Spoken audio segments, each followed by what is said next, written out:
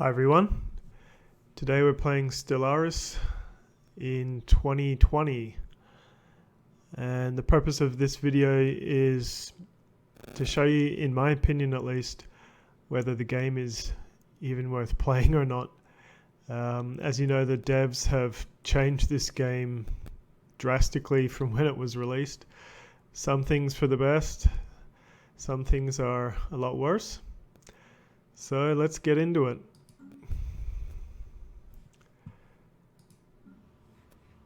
If we have a look at our planets, or at least this one planet, you can see we don't have a map of all the buildings that you can build and the spaces of land.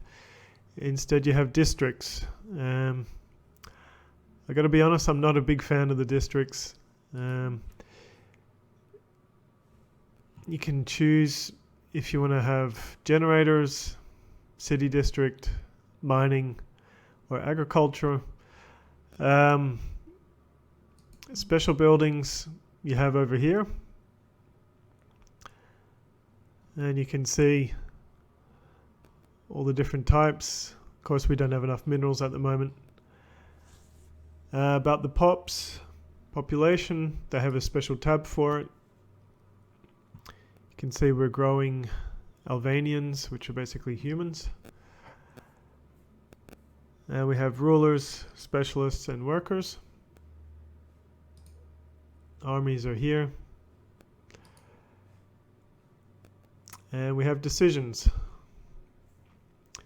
Do I want to stop robot assembly? Do I want to declare martial law?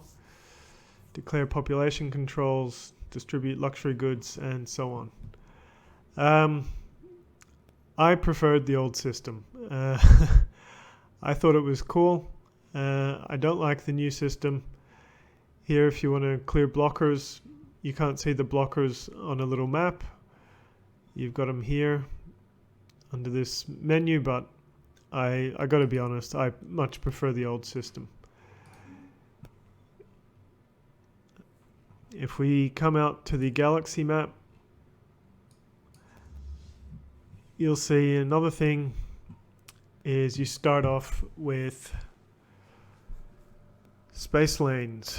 So in the old version you had the choice. You could choose between hyperspace, warp drive, or star lanes. In the new version you're stuck with star lanes whether you like it or not. And I gotta be honest, I think that sucks. That pretty much ruins the game. That was one of the cool things about the early Stellaris, that you could choose how you get around space. Now the choice is made for you and you're stuck with star lanes. Yeah, so that's definitely something I don't like about the game in 2020 as it is today.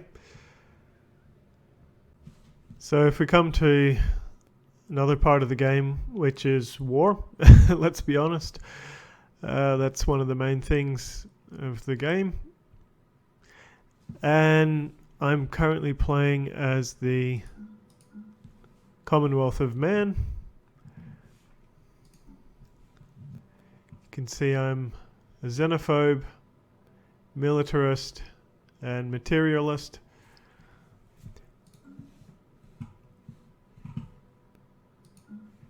And here you can see this green area, that's my empire. The gold or yellow area, that is a vassal. And down here we have the Tendrakian mandate. Now I want to declare war on the Tendrakian mandate, but in the new system you have claims, and claims require influence. So to me that kind of sucks. I prefer the old way where you had a war score, things like that. But I guess the claims wouldn't be that bad if it wasn't for the fact that, you know, even if you have a lot of rivals, you can maybe only get 3, at the most 4 influence every month. And if I want to, for example, claim this system, Follingar, that's already 70. So I want to claim a few more. Oh, I'm already up to 174. So just to take over 3 systems, I would have to go to war with this whole empire. And that war is going to probably take a few years. And then when I win the war and we sign a peace agreement, I have to wait another 10 years until I can declare war again. So what this means is it is extremely time consuming to take over an enemy empire or federation. And yeah, that sucks. In my opinion, that sucks. I liked the old way, you know, maybe you couldn't take over the whole enemy empire, but you could at least get half or a third, and you'd maybe do that over the space of 20 or 30 years. Fair enough. But the way it is now, it sucks. Yes, I can hear everyone saying, well, you don't have a lot of influence. True. But you also need influence to spend on other things like edicts. For example, research grants. If you want to boost your research, which I usually do, that's going to cost me 180 influence. So yes, it is a trade-off, but I just think that the cost of making a claim on a system is too high. Let's just take this P94L singularity. 52 influence for an uninhabited system. Taurus, also 52. Yeah, so I mean, you're looking at an enemy here with 13 planets, or 13 colonies, I should say, and probably twice that many systems. To conquer this enemy here, the Tendrakian Mandate, it's going to take forever. So that's definitely something about the state of the game at the moment, which I don't like. I really don't like the war system. I think the old way was better, and I do get why the developers are doing that, so that we don't just conquer the galaxy in like 50 turns. I get it, but the new way is just too slow, in my opinion. So if you recall, when the game first came out, you had the reactor, whether it was fission or fusion or whatever. It was down here at the bottom, and it was up to you to balance having shields and armor and how many generators you wanted to have. That's gone now. If you do autocomplete, so you can see at the moment the best one I've got is a cold fusion reactor, and you get one of them, no more, no less. So all you can basically choose now is your shields, your armor, any extras, and your weapons. The autocomplete seems to be very linear or boring, I guess you could say. It doesn't seem to mix any type of weapons. For example, if we wanted to have a advanced railgun, which I quite like, the computer will not do that. And you can see that I have actually researched lasers 4, which is the X-ray laser, and yet the computer will automatically put in a less strong, well, a weaker laser. Could have very easily put in class 4 lasers, and I still would have ample power. So to me, that's pretty weak. If you press autocomplete, the computer should automatically put in the best weapons, not the, I don't know what basis it used to decide to put in class 3 lasers, but it did. So yeah, basically Ship Designer is basically the same or not as good as it used to be. Another thing is traditions. Traditions is one thing I think is pretty cool. That's something where the game has gotten better. You can see there's all different types: expansion, supremacy, domination, discovery, and so on. And once you research or complete a full tree, you get an ascension perk. So here you can see discovery, I've got all 5. Expansion, I've got all 5. Supremacy, I've got all 5. So I get some perks. One perk I've chosen is technological ascendancy, 10% research speed. And you can see some others which I have to choose from.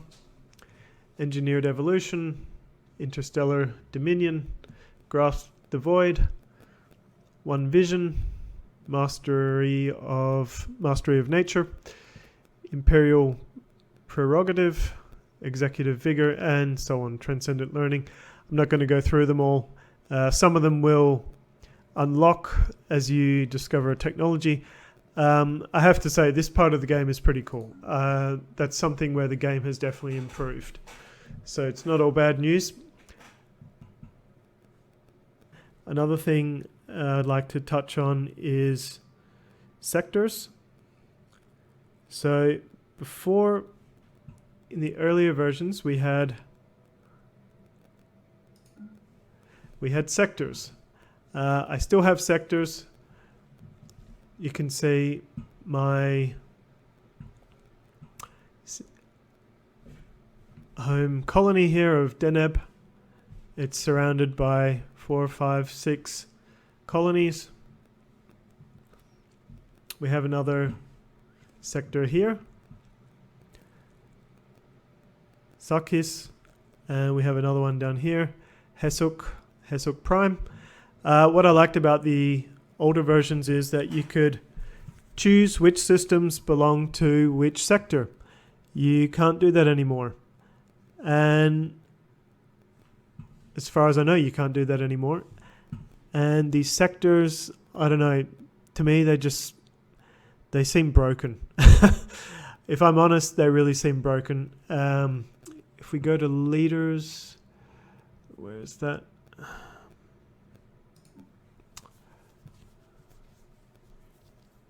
To governors, you can recruit one.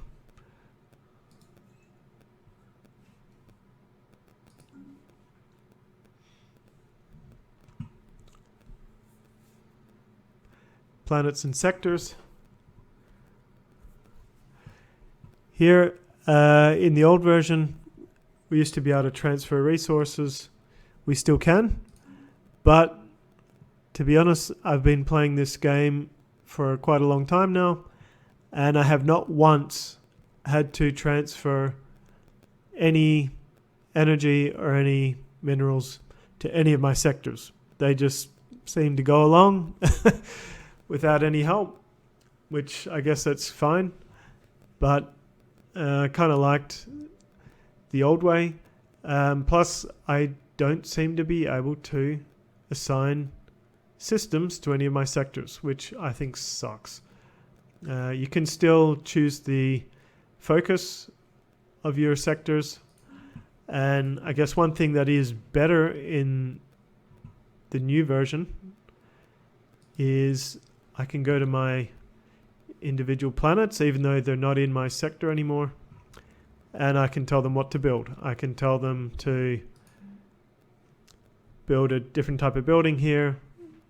If you have room, you can add some districts, which you couldn't do in the old version. In the old version, if you had a sector, you couldn't influence directly precisely which building was being built.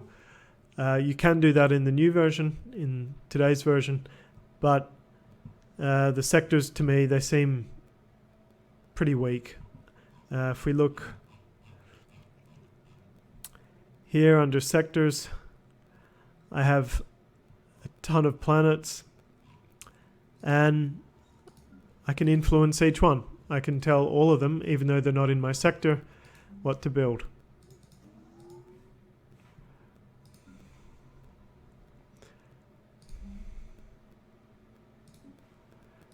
Can demolish things, add things, whatever.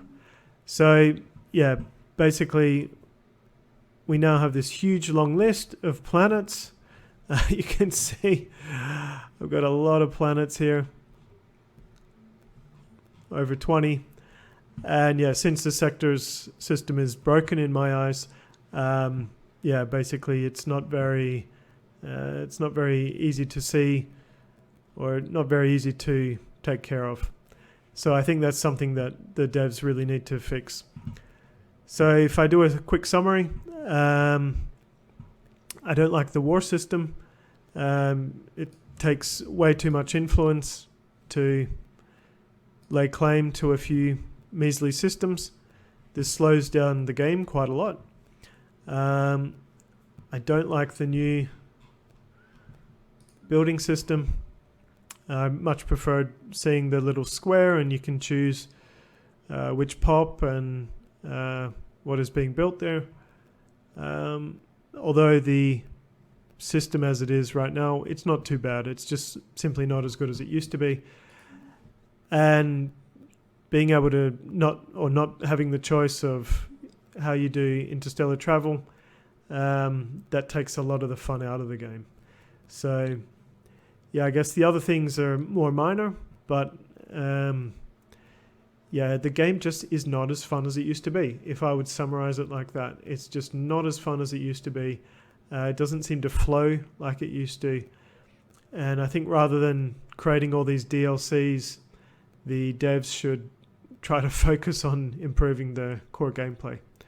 Well, that's my 2 cents worth. Tell me what you think in the comments and see you in the next video. Thanks. Bye.